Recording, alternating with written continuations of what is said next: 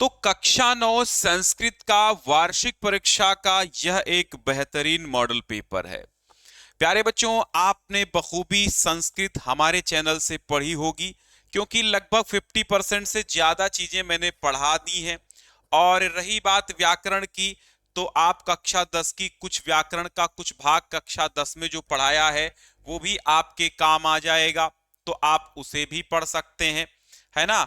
और बहुत सारी चीजें मैंने 9th की हिंदी में भी पढ़ाई हैं। पढ़ने वाले हर जगह से ढूंढ के पढ़ लेते हैं, और ना पढ़ने वालों को खुराक परसते रहो तो भी नहीं पढ़ते हैं। तो भैया आओ हम लोग हल कर लेते हैं कक्षा 9 संस्कृत का एक वार्षिक परीक्षा का मॉडल पेपर। यानी इस बार कैसे पेपर्स आ रहे हैं ये जानना बहुत जरूरी है। इस बार कैसे पेपर्स आपके बन रहे हैं वो सारी बातें आपको क्लियर होनी चाहिए। तो इस पेपर के माध्यम से आपको एक अच्छा खासा पैटर्न पता चल जाएगा कि आखिर पेपर आ कैसे रहे हैं और पैटर्न क्या रहेगा। ठीक है, और साथ ही साथ तमाम प्रश्नों का हल भी मिल जाएगा। बहुत सारे बच्चों तक इसको भेज दीजिए, और अंत में जो हम बात बताएंगे उसे ध्यान पूर्वक जरूर सुन लेना, ताकि आपका परीक्षा में कुछ भी गड़बड़ ना हो, बहुत अच्छे तरीके से परीक्षा हो जाए। एक टिप्स, ऐसी टिप्स हम देंगे लास्ट में 5 मिनट, जो आपको आपकी परीक्षा में बहुत अच्छे अंक दिला देगी। क्योंकि 9th के भी अब अंक जो है बोर्ड को जाते हैं, वो आपको भले ही आपके अध्यापक ना बताएं, प्रिंसिपल ना बताएं, लेकिन बोर्ड को आपके अंक जाते हैं, वो ऑनलाइन भरे जाते हैं। ठीक है, क्यों भरे जाते हैं? ऐसा कोरोना से हो रहा है, ताकि अगर प्रमोशन की नौबत आए तो उन्हीं अंकों को आधार बना लिया जाए। सबसे पहले आपके 20 बहुविकल्पीय प्रश्न होंगे, ध्यान से सुनिएगा। 20 बहुविकल्पीय प्रश्न होंगे। 20 में से जो 10 प्रश्न होंगे वो आपके हो जाएंगे, एक तो गद्य के होंगे, पद्य के होंगे, और कथा नाटक कौमुदी के होंगे। यहां से आपके 10 बनेंगे, और जो 10 प्रश्न बनेंगे वो आपके टोटल व्याकरण खंड से बनेंगे। बात समझ में आई? 10 व्याकरण से बनेंगे, और जो 10 बनेंगे वो गद्य पद्य और कथा नाटक कौमुदी से बनेंगे। तो इस तरह 20 ऑब्जेक्टिव प्रश्न होंगे। सबसे पहले जो 3 प्रश्न बनते हैं वो गद्यांश से बनते हैं, कभी कभी 2 गद्यांश से बनते हैं, और एक गद्य खंड के किसी पाठ से बना लिया जाता है। समझो, तो सर्वेशाम स्वतंत्र देशानाम स्वकीयम एकम गानम भवति। सर्वेशाम माने सभी, स्वतंत्र देशानाम माने स्वतंत्र देशों का, स्वकीयम माने अपना, एकम माने एक, गानम माने गान, भवति माने होता है। तो सभी स्वतंत्र देशों का अपना एक गान होता है। तदयो माने वही, राष्ट्रगान संज्ञा, संज्ञा माने नाम, तो राष्ट्रगान की संज्ञा से अवबुध्यते माने पुकारा जाता है या जाना जाता है। ठीक है, प्रत्येकम राष्ट्रम स्वराष्ट्रगानस्य सम्मानम करोति। प्रत्येक राष्ट्र अपने राष्ट्र के गान का सम्मान करता है। महत्सु अवसरेषु, यानी महान अवसरों पर, तद गानम गीयते, वह गान गाया जाता है। यदि कश्चित, ठीक है, महत्सु का मतलब होता है महत्वपूर्ण अवसरों में। अब ये महत्वपूर्ण अवसर कौन होते हैं? कश्चित अन्य राष्ट्र अध्यक्षो अस्माकम देशम आगच्छति। कश्चित माने यदि, कश्चित माने कोई, अन्य राष्ट्र अध्यक्ष, अन्य राष्ट्र अध्यक्ष, अस्माकम देश, हमारे देश में, आगच्छति आता है, तदा माने तब, तस्य राष्ट्रगानम अस्मद राष्ट्रगानम च वादकैहि वाद्यते।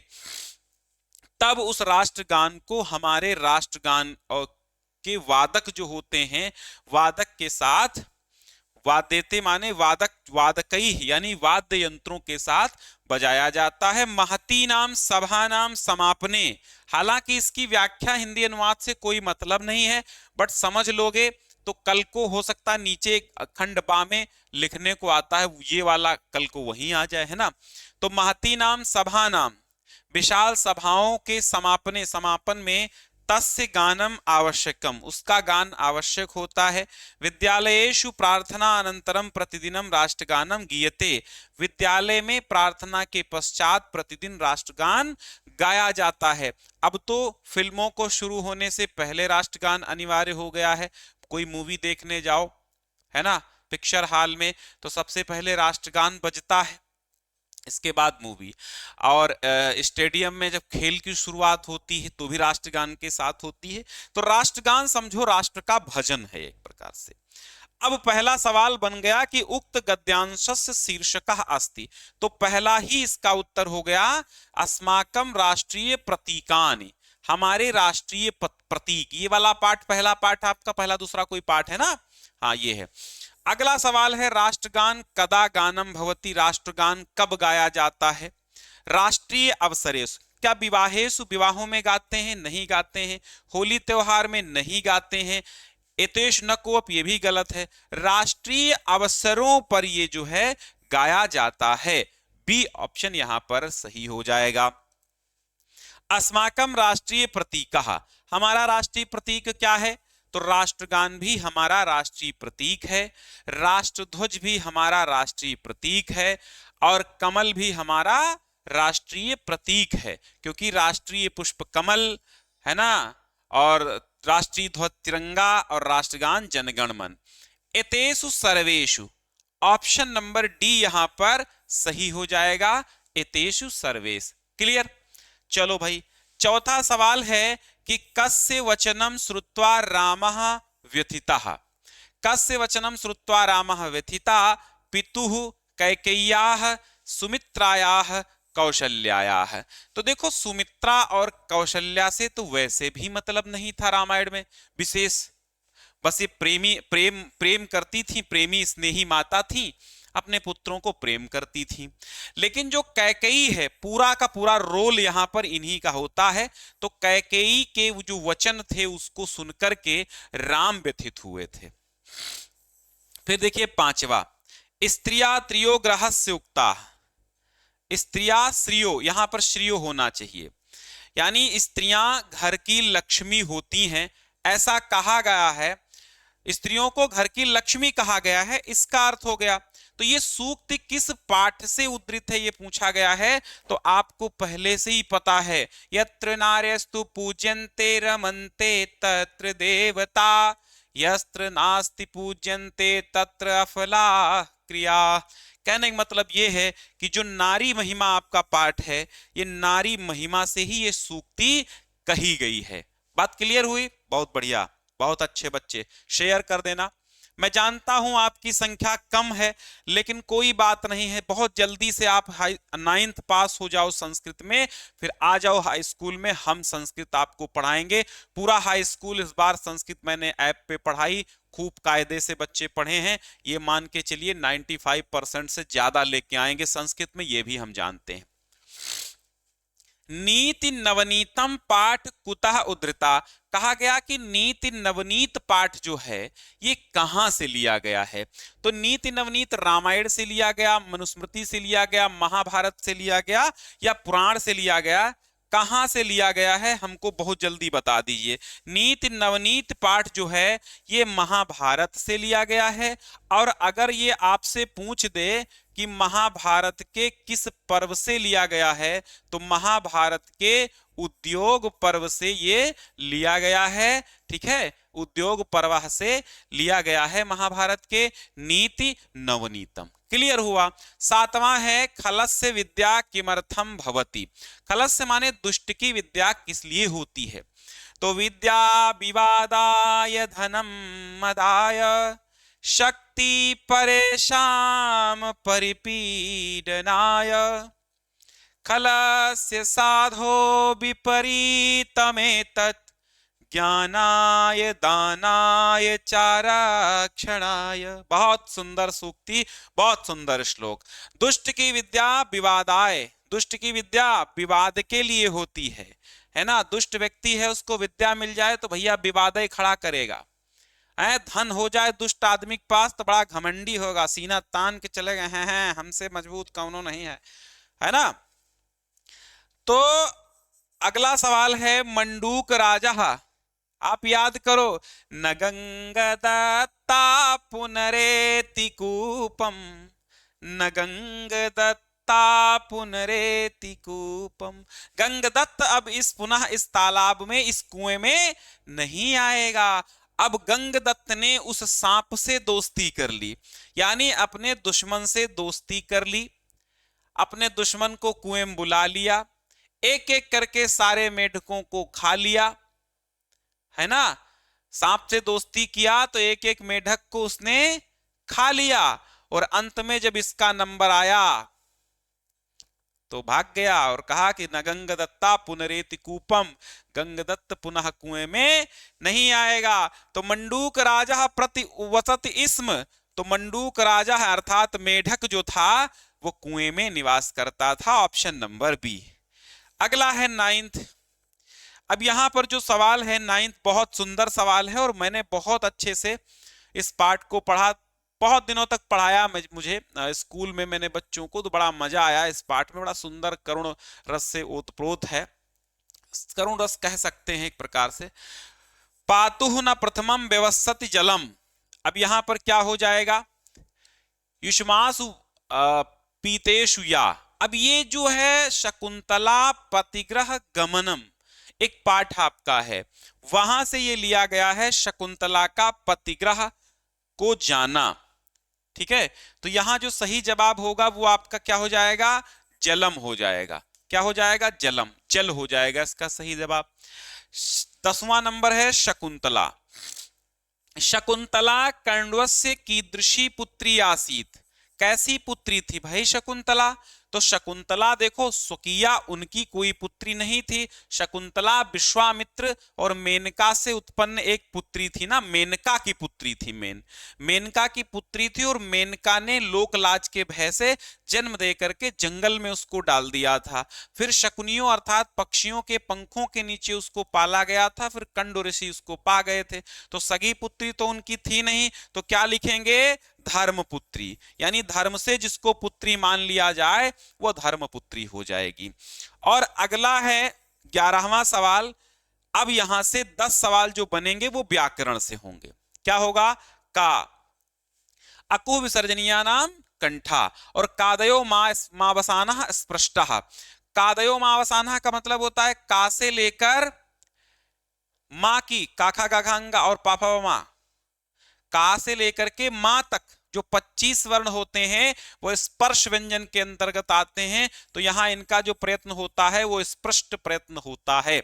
अगला है 12वां, यड़ प्रत्याहार के अंतर्गत आने वाले वर्ण हैं। तो यड़ो अंतस्था, यड़ प्रत्याहार के अंतर्गत जो वर्ण आते हैं वो अंतस्थ व्यंजन कहलाते हैं। अंतस्थ व्यंजन कौन होते हैं, यवरल होते हैं। यड़ संधि में या वा राला बन जाता है, वो यड़ संधि होती है, तो यवरल है वरल लड़। तो हमने बहुत कायदे से आपको माहेश्वर सूत्र पढ़ा दिया है, तो वो देख सकते हैं। ई का उच्चारण स्थान क्या है, ई का उच्चारण स्थान है तालु। इचु यशानाम तालु, ई का उच्चारण स्थान क्या है, तालु है, यानी इचु यशानाम तालु। ऐसे हमने सूत्र बताया है। तो उच्चारण स्थान की भी ट्रिक बताई है ना। जो हाई स्कूल के लिए वीडियो हैं ये व्याकरण के कुछ, वो आपके लिए भी हैं, तो आप भी पढ़ें। 14वां सवाल है सदा और एव कैसी संधि बनेगी, सदा एव सदैव बन जाएगा। सदैव में कौन सी संधि है, तो आप ध्यान रखना, ए की मात्रा आ जाए, ओ की मात्रा आ जाए तो गुण संधि, ए की मात्रा आ जाए, औ की मात्रा आ जाए तो ये वृद्धि संधि। तो क्या मात्रा है, सदैव। जब सदैव बनेगा, सदैव में ए की मात्रा आई है, वृद्धि संधि लगा लीजिएगा, याद रखना। फिर अगला सवाल है दशानन। ये दशासन नहीं भैया, दशानन लिखो, दशानन लिखो। दशानन शब्द से क्या समास आया है, ठीक है। दशानन कहते हैं रावण को, तो यहां पर जो सही जवाब है वो आपका सी ऑप्शन बहुब्रीहि समास हो जाएगा। अगला सवाल है सह कलमेन लिखत। अब कलमेन क्या है, कलमेन अंडरलाइन है। पूछा क्या गया है कि रेखांकित पद में कौन सी विभक्ति है, तो कलमेन लिखति। तो कर्थ करेयोस तृतीया, तृतीया विभक्ति है कलमेन में, कलमेन से के द्वारा, है ना, तो बी ऑप्शन।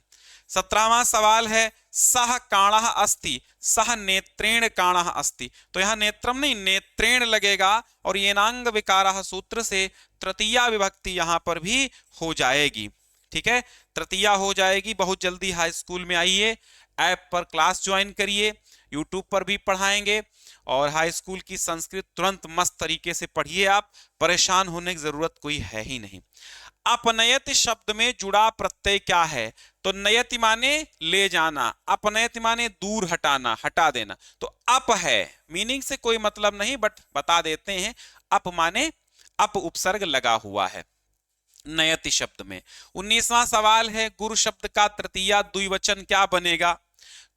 तृतीया का द्विवचन देखो, तृतीया चतुर्थी पंचमी भ्याम भ्याम भ्याम है ना, तो गुरुभ्याम गुरुभ्याम गुरुभ्याम, ऑप्शन नंबर यहां पर बी हो जाएगा, गुरुभ्याम बन जाएगा। क्लियर हो गया है ना। अगला है भू धातु के लोट लकार मध्यम पुरुष एक वचन का रूप होता है, तो यहां पर भवत भवता भवंती, अच्छा भवत भवताम भवतु भवताम भवंतु, भव भवतम भवत, तो भव हो जाएगा। मध्यम पुरुष का क्या पूछा है?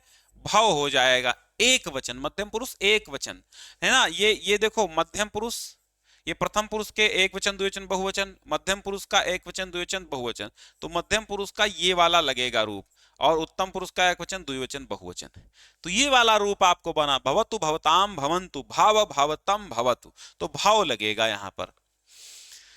ठीक है, क्लियर हो गया। चलो भैया वर्णात्मक प्रश्न आते हैं। अब यहां पर इसका हिंदी अनुवाद करना होगा, संदर्भ वंदर्भ लिखने की जरूरत है नहीं, और अगर संदर्भ आपको आता है तो लिख दो, क्योंकि एग्जामिनर जो है बहुत इससे उसको अच्छा लगता है।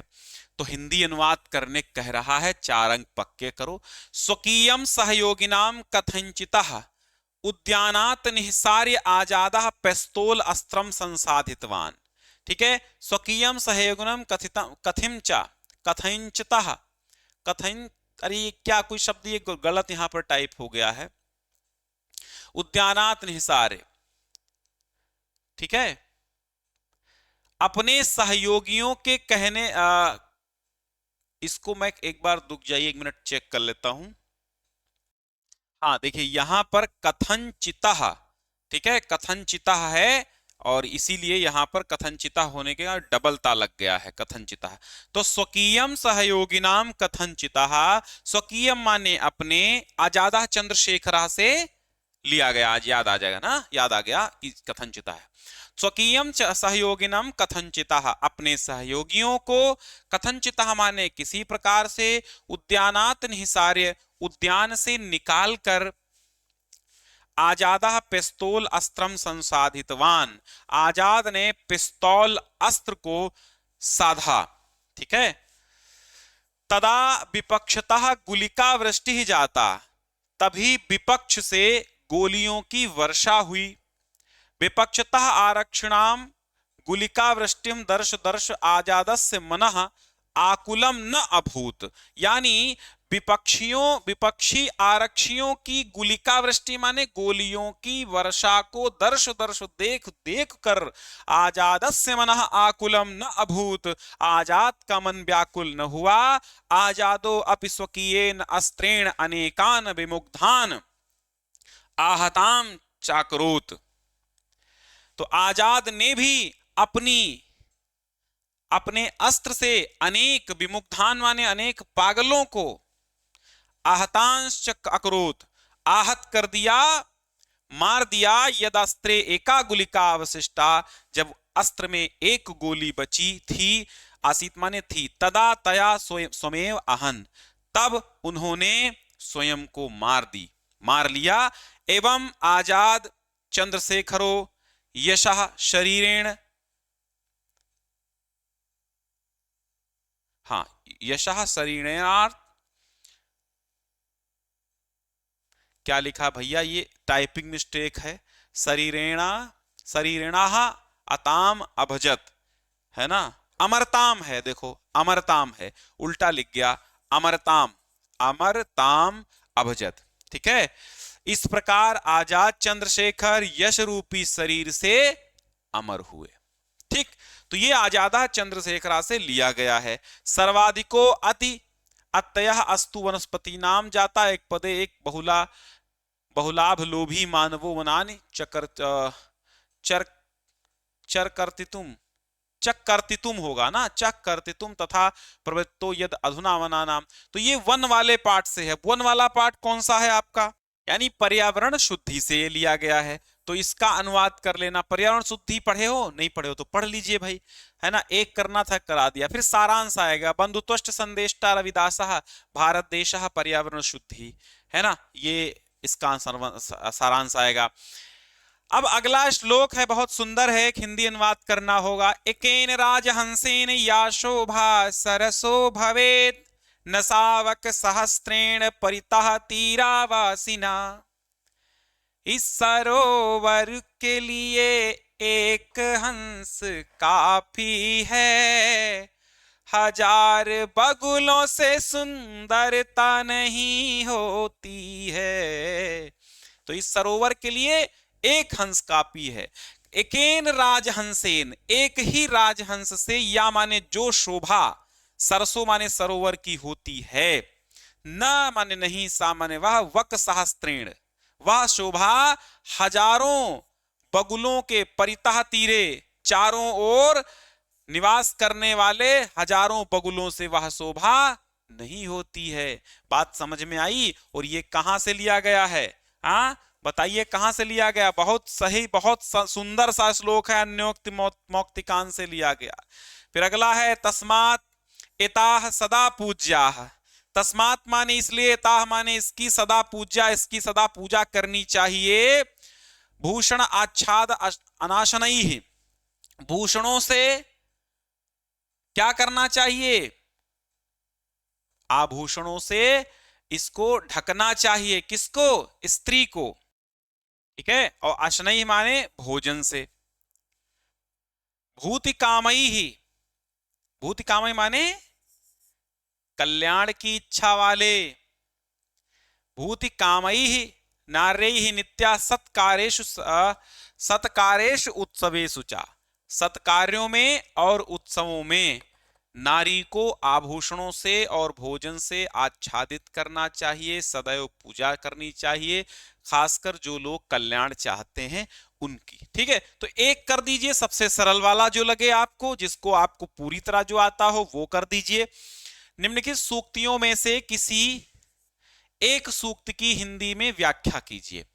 तो आत्मार्थम पृथ्वीम त्यजेत, अपने लिए पृथ्वी को त्याग देना चाहिए, यानी गांव के कल्याण के लिए परिवार को, है ना, और एक जिले के कल्याण के लिए गांव को, और प्रदेश के कल्याण के लिए जिले को, और प्रदेश के कल्याण के लिए जिले को, और पूरे भारत के कल्याण के लिए, पूरे देश के कल्याण के लिए जिले प्रदेश को त्याग देना चाहिए, और अपने कल्याण के लिए पृथ्वी को त्याग देना चाहिए। आत्मा के लिए, आत्मार्थम माने आत्मा के लिए पृथ्वी को त्याग देना चाहिए, ये बात कही गई है। सर्वभूत हितः साधु असाधु निर्दया स्मृता। तो एक कर दो, आपको एक सूक्ति करनी है। फिर श्लोकों का, एक श्लोक का संस्कृत में अर्थ लिखना। देखो, एक सीक्रेट की बात मैंने कहा था बताने को, ये है पहली सीक्रेट की बात मैं बता रहा हूं यहां पर, कि आपको संस्कृत श्लोकों का संस्कृत में ही अनुवाद कैसे करना है। इसकी ट्रिक हमने कक्षा 10 के लिए जो बताई है, वही 12 के लिए भी है, वही 9 के लिए भी है। तो आप जाकर के देख लीजिए कि संस्कृत श्लोक का संस्कृत में अर्थ कैसे लिखें ट्रिक से, तो पता चल जाएगा आपको। ठीक है, जैसे अग्निदाहे नमे दुखम छेदे न निकसे नवा यतत्तेव महद्दुखम जनाः कुंजया सहतोलनम। तो अस्मिन् श्लोके कवि कथयत यत, इस श्लोक में कवि क्या कहता है कि सुवर्ण क्या कहता है कि मुझे अग्नि में जलाने पर, काटे जाने पर, कसौटी पे कसे जाने पे दुख नहीं होता, जितना दुख मुझे गुंजया अर्थात अत्यंत तुच्छ वस्तु रत्ती से तोलने पर होता है। तो इसको आलसस्य कुतो विद्या, अविद्यस्य कुतो धनम, अधनस्य कुतो मित्रम, अमित्रस्य कुतो सुखम। इसकी लिखने की ट्रिक मैं बता देता हूं। लिखो, अस्मिन् श्लोके कवि कथयत यत, अस्मिन् श्लोके कवि कथयति यत, हाँ अनुवाद के नियम भाई बता चुके हैं, देख लो जाकर के। इस श्लोक में कवि कहता है यत की, अब ये सबसे सरल आपको लगे, ये मान लो सबसे सरल है, अलसस्य कुतो विद्या। ठीक है, तो अलसस्य, अब इसके आगे आप इसी को अस्ति संति जो भी लगे एक एक वाक्य, 4 वाक्यों में, पहला वाक्य, दूसरा वाक्य, तीसरा वाक्य और चौथा वाक्य लिख सकते हैं। ठीक है, ठीक है। अब अमित्र है तो इसको लिख दे मित्र रहितस्य कुतः सुखम अस्ति। ठीक है, अलसस्यम विद्या नास्ति, अविद्यस्य धनम नास्ति, धनम न भवति। ठीक है, तो इस तरह आप बना बना के लिख दीजिए। कैसे लिखेंगे? अलसस्य मनुष्यम विद्या न भवति। ठीक है, अलसस्यम, या फिर लिख दे अलसस्यम विद्या न भवति, और अविद्यस्य धनम न भवति, अविद्यस्य धनम न भवति, और अधनस्य धनहीनस्य मित्रम न भवति, और मित्रहीनस्य सुखम न भवति। इस तरह अपने आप से एक एक सेंटेंस बना करके 4 सेंटेंसेस में लिख देंगे तो मजा आ जाएगा। हो सकता है मैंने जल्दी में बोला है तो कुछ ध्यान ना दिया हो, बट आपको इसको एक बार पढ़ लेना है कि सेंटेंस कहां से कहां बन गया। मैंने आपको केवल तरीका बताया है, शुद्ध रूप से आप पुस्तक में देखने के बाद एक बार तब जाके सेंटेंस बनाएं, है ना, क्योंकि जबानी बोलने में और लिखने में, बनाने में, पूरी व्याकरण का दिमाग लगाने में अलग बात हो जाती, कभी कभी एक आध मिस्टेक बोलने में हो ही जाती है। तो अभी पता नहीं मिस्टेक हुई कि नहीं हुई, बट यहां पर जो मैंने बताया है तरीका आपको यही अपनाना है, हर श्लोक में ऐसे लिखना है जो भी आपको संस्कृत टू संस्कृत में आता है। फिलहाल वो वीडियो आप देख लीजिए जो हमने संस्कृत गद्यांश का संस्कृत में अर्थ बताया है, ट्रिक ऐसे डालना तभी मिलेगा। संस्कृत गद्यांश, संस्कृत श्लोक का संस्कृत में अर्थ कैसे लिखें, ज्ञान सिंधु, तभी मिलेगा, वरना किसी दूसरे को मिल जाएगा तो अब हम पता नहीं वो कैसा बताया हो, लेकिन हमने जो बताया वो देखिए।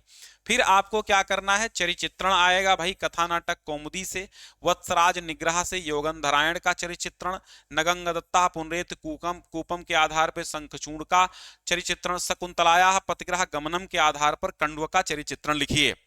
फिर यहां पर देखो बहुत बढ़िया संधि, अब यहां पर व्याकरण से कुछ प्रश्न आएंगे, सुनो। मध्वरी का संधि विच्छेद, मधुधन अरिहि मध्वरी, मधुधन अरिहि मध्वरी, तथा धन एव, और ये कहां से लिया गया, यड़ संधि से हो गया ये, तथा धन एव, तथैव वृद्धि संधि हो गया, संधि का नाम लिखना है, ये लिखा है यहां पर। महाधन उत्सवाः, महाधन उत्सवाः, यहां पर महोत्सवा हो जाएगा, तो ये कौन सी संधि है, गुण संधि हो जाएगी। फिर यहां रामः शब्द का चतुर्थी विभक्ति, रामः शब्द का क्या करना है, चतुर्थी विभक्ति का आपको लिखना है, क्या लिखना है, बहुवचन लिखना है। तो क्या हो जाएगा, चतुर्थी का बहुवचन रामेभ्यः, क्या पढ़ा, रामेभ्यः, रामाभ्याम रामेभ्यः। मति शब्द का तृतीया विभक्ति एक वचन क्या हो जाएगा, मति मतिम मत्या मत्ते, मत्या हो जाएगा ना, मत्या। मति शब्द का तृतीया पूछा है ना, मत्या। और फिर क्या हो जाएगा,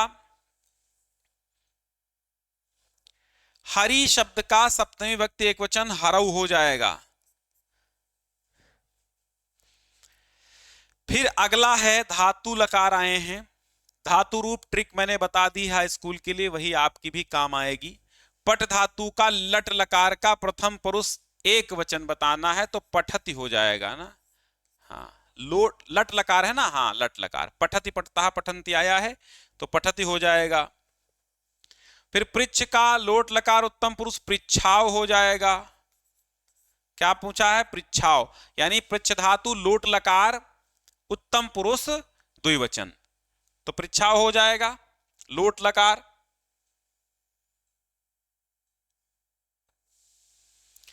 पूछा कितना है, द्विवचन। अब यहां देखिए, गम धातु लट लकार प्रथम पुरुष एक वचन, गम धातु लट लकार गच्छत गच्छता गच्छन्ति वाली प्रथम पुरुष एक वचन, तो लट लकार है ना, गच्छत हो जाएगा, गच्छत। ठीक है, आगे देखिए, आगे देखो, हो गया। अब आया है समास विग्रह करना है, समास का नाम लिखना है। शरणागतः शरणम गतः द्वितीया तत्पुरुष हो जाएगा। पीताम्बरः पीतमम्बरम यस्य सह बहुव्रीहि समास हो जाएगा। राजसेवकः राज्ञः सेवकः षष्ठी तत्पुरुष हो जाएगा। अगला देखो, विद्यालयम निकषा देवा ये क्या है, देवालयः देवालयः अस्ति, तो विद्यालयम निक्षा देवालयः अस्ति, तो विद्यालय अभिता परिता निक्षा समया हा प्रतियोगे अपिवार्तिक सूत्र से विद्यालय में द्वितीया विभक्ति हो गई। रामेण सह सीता वनम गच्छति, तो रामेण में सहयुक्ते अप्रधाने सूत्र से तृतीया हो गई। और गुरुवे नमः नमः स्वस्ति स्वाहा अलम वसट योगा चतुर्थी, तो गुरुवे में चतुर्थी हो गई। 3 वाक्यों का संस्कृत में अनुवाद करना है। राम विद्यालय गया, रामः विद्यालयम अगच्छत, गया ना। बालकों को प्रातः उठना चाहिए, तो अब यहां लिखेंगे हम बालकान प्रातः उठना चाहिए, क्या हो जाएगा, उत्तिष्ठेयुः, उठना चाहिए उत्तिष्ठेयुः। राम जल से खेत सींचता है, भाई खींचता नहीं है, यहां सींचता है, टाइपिंग मिस्टेक हो जाती है, बच्चे पेपर भेजते हैं तो गड़बड़ भेज देते हैं कभी कभी। ठीक है, तो रामः जलेन क्षेत्रम सिंचत लिख सकते हैं। तुम सब कहां जा रहे हो, तो तुम युवाम यूयम, और गच्छसि तुम गच्छसि गच्छता गच्छत, तो युवाम यूयम कुत्र गच्छसि, गच्छसि गच्छता गच्छत, यूयम कुत्र गच्छत लिखोगे। ठीक है, मीरा कृष्ण का भजन गाती है, तो मीरा कृष्णस्य भजनम गायति।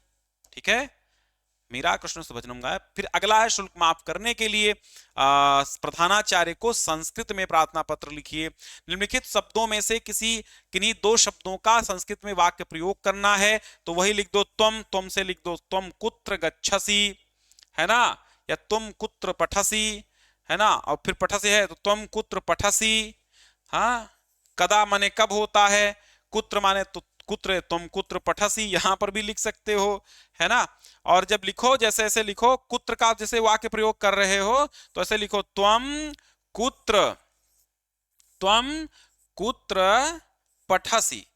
ठीक है, अब यहां पर आपको क्या करना है, अंडरलाइन कर देना कि हमने कुत्र का क्या किया है, वाक्य प्रयोग किया है। ठीक, तो इस तरह आप कर लेंगे। 4 अंक वाक्य प्रयोग के तो मुझे लगता फ्री में ही मिलते हैं, क्यों, क्योंकि बहुत ही सरल चीज है, इससे सरल चीज कुछ संस्कृत में मुझे लगता नहीं है वाक्य प्रयोग से। सेंटेंस अगर गलत हुआ तो समझ लो गड़बड़ हो गया, सेंटेंस गलत नहीं होना चाहिए वाक्य प्रयोग का। तो चलिए भाई, आप समझ में आ गया होगा कि संस्कृत का पेपर कैसा आता है। एक बात जो मैंने आपको मुख्यतः बतानी थी कि आपको एक सीक्रेट की बात है कि अभी तक अगर आपने कुछ नहीं पढ़ा है, कि आप को समय नहीं था, आपकी घर की समस्याएं थी, क्या थी समस्याएं ये नहीं पता, बट क्या क्या दिक्कतें रहीं या नहीं पढ़ पाए, या फिर ऐसे ही आपने गलती से टाइम व्यतीत कर दिया रील्स खिसका करके, तो अभी आपका एक पॉइंट हम बताते हैं। शुरुआत के 3-3, 4-4 चैप्टर तैयार करे हो अगर, 50% तो जरूर एक बार देख के शुरुआत का 50% चीजें आप जरूर देखिए, ताकि आप सही तरीके से चीजें कर पाएंगे। ये सीक्रेट की बात है कि अगर आप 50% सिलेबस तैयार किए हैं तो अच्छे अंक पाने की पूरी संभावना वार्षिक परीक्षा में आपकी रहेगी, संस्कृत में भी। ठीक है, और दूसरी बात यह है कि कुछ बच्चे ये समझ लेते हैं कि जो मॉडल पेपर हमने ये कराया यही आ जाएगा। भैया ऐसा नहीं होता है। अब किसी बच्चे ने भेजा या फिर मैंने आपको अपने आप से मॉडल पेपर बना के कराया। मॉडल पेपर इसलिए होते हैं ताकि आपकी प्रैक्टिस हो सके। अब अगर आपने पढ़ा है तो इस मॉडल पेपर का 99%, 95% तो सॉल्व कर ही दिया होगा आपने, तो एक मोटा मोटा आइडिया हो जाएगा कि मैंने कुछ इसमें कर पाया। अगर मुझे इस पेपर की चीजें याद हैं तो मैं वहां स्कूल में जाकर के भी सब कुछ लिख पाऊंगा।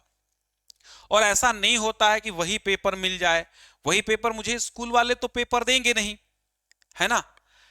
और आप पेपर व्हाट्सएप पे बहुत सारे बच्चे भेजते भी हैं कि सर हल करा दो, तो अब हजारों की संख्या में बच्चे भेज देते हैं, तो अब सबका हल कराना संभव नहीं, क्योंकि एक सप्ताह के अंदर 1000 बच्चों ने अगर पेपर हमको भेजा तो 1000 पेपर किस वक्त हम करा देंगे?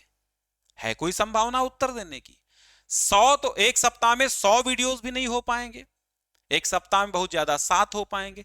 तो आप पेपर तो भेजें, बट ये मत सोचें कि आप तुरंत आपको सोल्यूशन मिल जाएगा या उसी दिन मिल जाएगा या 2 दिन बाद मिल जाएगा। आप भेजिए, इसलिए भेजिए कि अगले बच्चों तक पहुंचा दूंगा कि कैसा पेपर आ रहा है और कैसे प्रश्न आपको तैयार करने हैं। लेकिन ये बिल्कुल मत सोचिएगा कि पेपर यही आ जाएगा या ये लीक हो गया है या कहीं से मिला है। पेपर आ भी सकता है, आधे से ज्यादा प्रश्न फंस सकते हैं, 10% फंस सकते हैं, 50% फंस सकते हैं, 90% फंस सकते हैं, लेकिन 100% की गारंटी हमारी नहीं होती है। ये कॉमन सी बात है। आप कॉमन सी सेंस को समझिए, आप में कॉमन सेंस इतना होगा कि कोई पेपर आपको कहां से ला के दे देगा। हालांकि कुछ बच्चे कहते हैं कि सर आपने वो कराया था बहुत ज्यादा उसमें अब कोई पेपर मैं कराता हूं और किसी स्कूल में वही पेपर छाप दिया जाता है। जैसे ना बहुत सारे अध्यापक ये करते हैं कि जैसे मैंने पेपर कराया तो पिछले वर्ष कराया या 2 महीना पहले कराया, तो अब उनको क्या है, उन्होंने उठाया और वहीं से सारे प्रश्न जल्दी से एक सही फॉर्मेट में लिख लिए, उनको मेहनत नहीं करनी पड़ी। हम ठीक है, अच्छा है, आप हम जो बताते हैं पढ़ा आप वही पेपर दे दीजिए, कोई दिक्कत नहीं है। तो ऐसे करके पेपर आ भी बहुत जाते हैं। बहुत सारे स्कूलों में ऐसा भी हो जाता है कि पेपर हमने पहले पढ़ा दिया, बाद में पेपर हुए, तो बाद में जो पेपर हुए तो उसमें वहां के तमाम प्रश्न ले लिए अध्यापक ने या आधे से ज्यादा प्रश्न ले लिए। तो ऐसा भी हो जाता है, क्योंकि बहुत सारे विद्यालयों में हमें अध्यापकों ने ही फोन करके बताया कि सर जो है आप हमारे यहाँ हिंदी के अध्यापक नहीं हैं या संस्कृत के नहीं हैं, तो हम आपका वीडियो चला देते हैं बोर्ड पे और बच्चे देखा करते हैं। तो मैं बहुत बहुत धन्यवाद देता हूं ऐसे अध्यापकों को कि जो ये सोचते हैं कि चलो अध्यापक नहीं है बट बच्चों का लॉस नहीं होना चाहिए, वो हमारा वीडियो चला देते हैं बोर्ड पे या कैसे भी उनको, या फिर शेयर कर देते हैं ग्रुप में कि बच्चे देख लें। तो बहुत अच्छा काम है, सराहनीय है। मैं उन अध्यापकों को प्रणाम करता हूं जो मेरे वीडियोस को आप तक पहुंचाते हैं, आप सभी को बताते हैं कि हाँ यहाँ से पढ़िए, क्योंकि उनको सही और गलत की चीजें पता होती हैं। ठीक है, तो ये बात जो थी मैंने आपको बता दी है, और तैयारी करते रहिए। 9th के मॉडल पेपर की प्लेलिस्ट बनी है, एंड स्क्रीन पर सामने आपको दिख रही होगी, तो क्लिक करके भी आप क्या कर सकते हैं, देख सकते हैं। बहुत सारे मॉडल पेपर उसमें हैं। व्हाट्सएप पे आप ना मांगे कि हमको पेपर दे दीजिए ये वाला वाला, व्हाट्सएप पे कहां संभव, मैंने कहा ना हजारों बच्चे मैसेज करते हैं, सरसरी नजर से देखते जाओ, किसी का मैसेज पढ़ा किसी का नहीं भी पढ़ा, पढ़ा तो अब टाइम नहीं है उतना कि हम आपको भेजें, है ना। चलिए भाई, धन्यवाद।